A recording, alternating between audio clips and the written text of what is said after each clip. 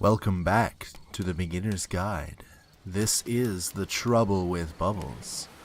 The end of the last episode, we were at Chapter 6, exiting from January 2009. Now to recap what this game is, it's not a game, it's an experience. It's a walking simulator. The creator of the Stanley Parable is taking us through a list of games that one of his friends made that make no sense whatsoever. You are now exiting. So, this, combined with the entering game from earlier, tells us that Coda believes his games are connected somehow. It could even be that the stairs game and puzzle game are literally connected in between this and the entering game. There's a bigger picture that all of his games are meant to play a role in, some larger meaning that we won't be able to grasp until we've seen all of them. And once we have, we can step back and start to understand what exactly that bigger picture is. It's a giant picture of a butt.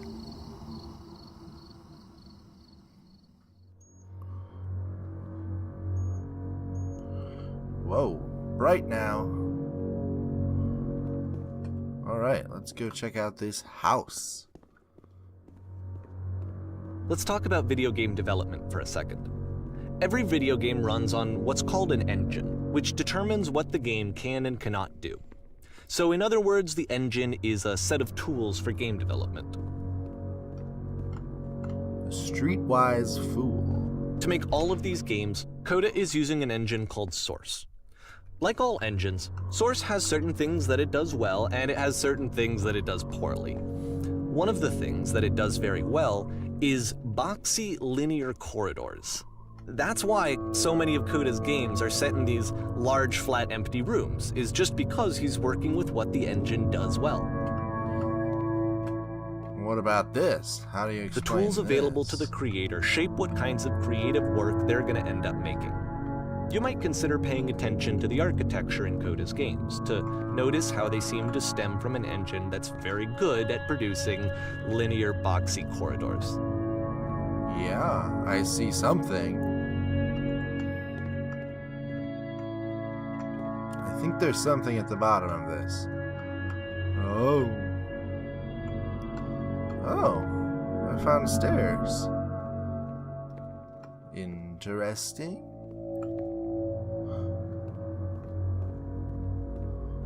Alright. Dead end. Did one of these cages just open? You're missing a bar right there.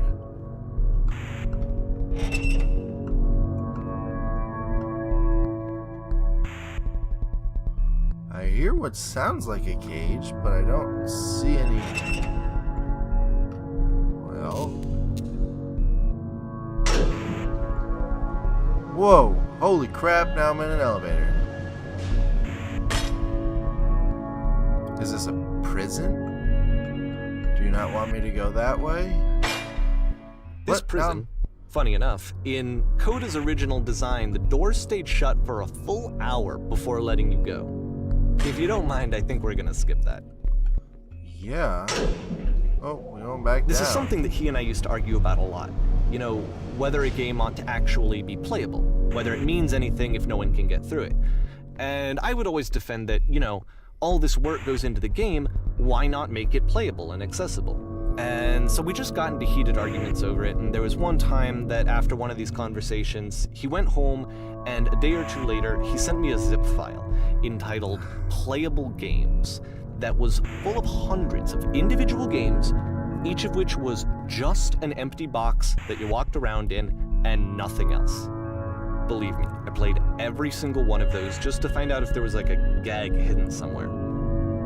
There wasn't. Of course not. Coda's vindictive.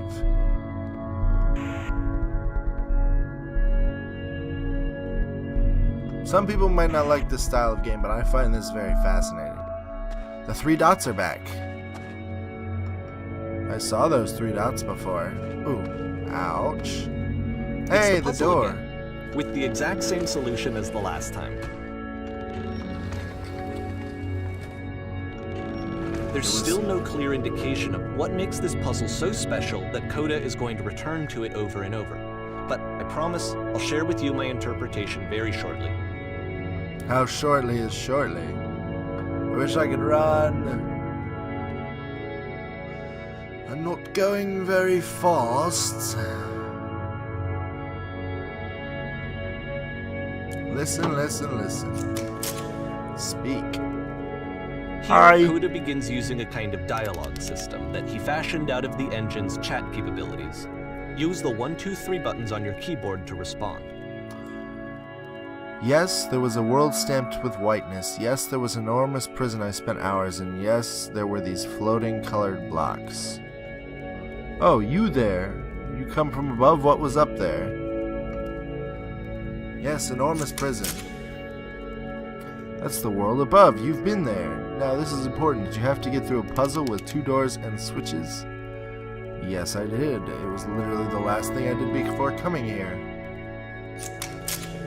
Again, perfect. Now, please, tell us how you solved it. Tell us the solution. Tell us how to get to the other side.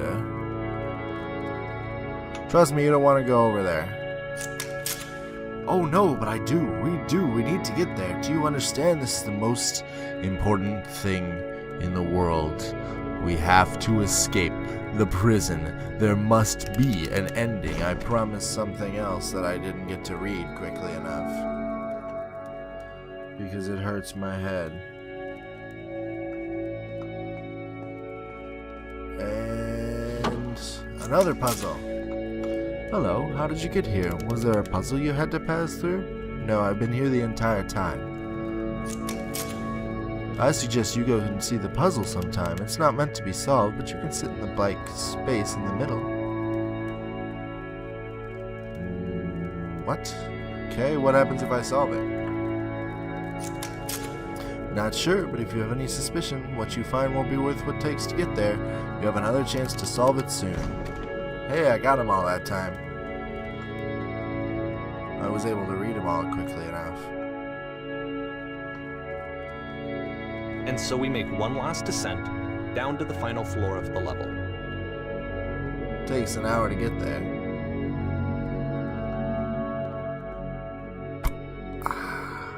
Come on. Oh, well, this is nice. It's a lamppost. Okay, I can't tell you quite why, but for some reason, Coda fixates on this lamppost. It's going to appear at the end of every single one of his games from here on out. Weird. I'll tell you what I think.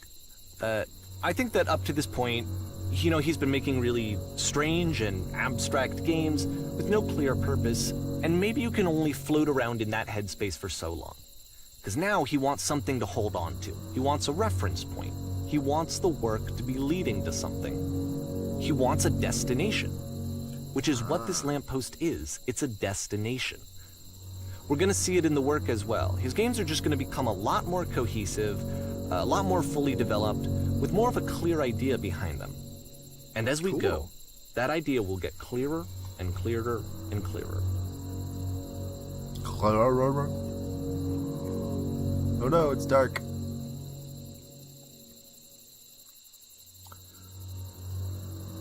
April 2009. The game is connected to You can walk. All notes are left by I missed the middle one because my monitor decided to be a butt. What's this? Oh. So first off, I'm sure you can deduce this, but this game is not connected to the internet. All of the notes that you're going to see have been written by Coda. This was actually the first game of his that I ever played. This was shortly after I met him at a weekend game jam in Sacramento, where I grew up. I saw him working on this very level, and it was just so different from anything that anyone else was doing. So right away I was like, I have to be friends with this person. In retrospect, I think I was probably a bit too pushy, trying to get his attention. I was over-enthusiastic. But he was very gracious about it and very patient with me. And I cooled off eventually.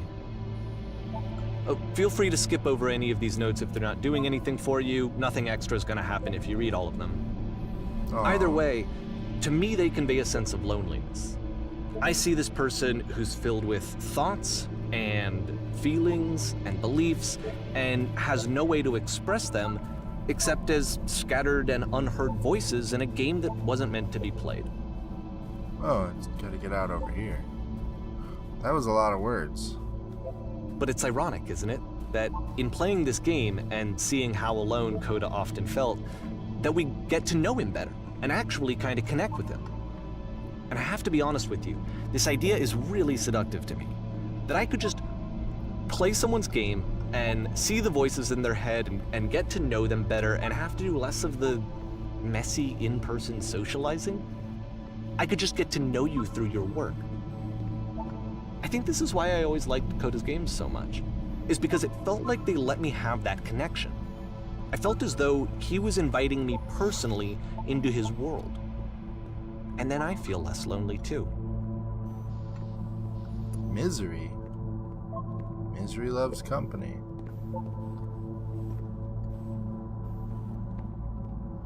This is so weird. This is a note. Don't listen to the other notes. It's not safe. I hear whispering. Stop faking it. Art. Hey guys, how's doing? Just hanging. Help, I'm trying to speak. What?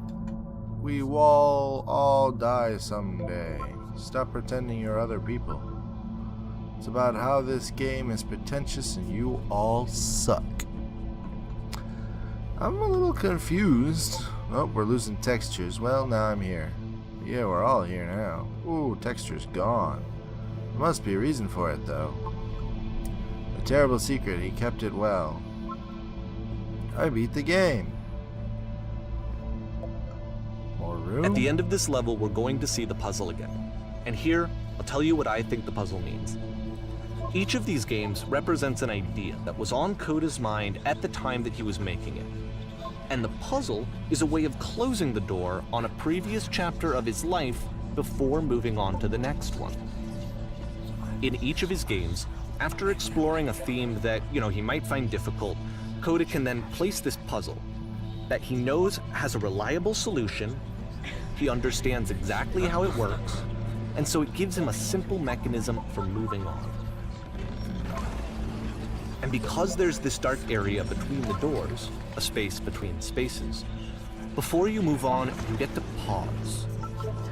Just for a moment, a few seconds to reflect on and let go of the events that led you here. To step back and connect the pieces together. To grasp at that elusive bigger picture. I hear lots of typewriters, and I see a lamppost.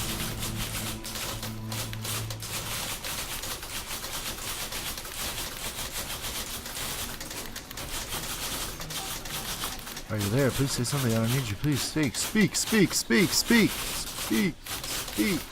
Speak. Speak. Alright. Well, I'm going to leave it here at Porn Stars Die 2. I think June, May 2008, 2009. I don't know. We'll come back to it in the next episode. But thank you guys so much for watching. That was the Beginner's Guide. This is The Trouble with Bubbles, and I hope to see you in the next video.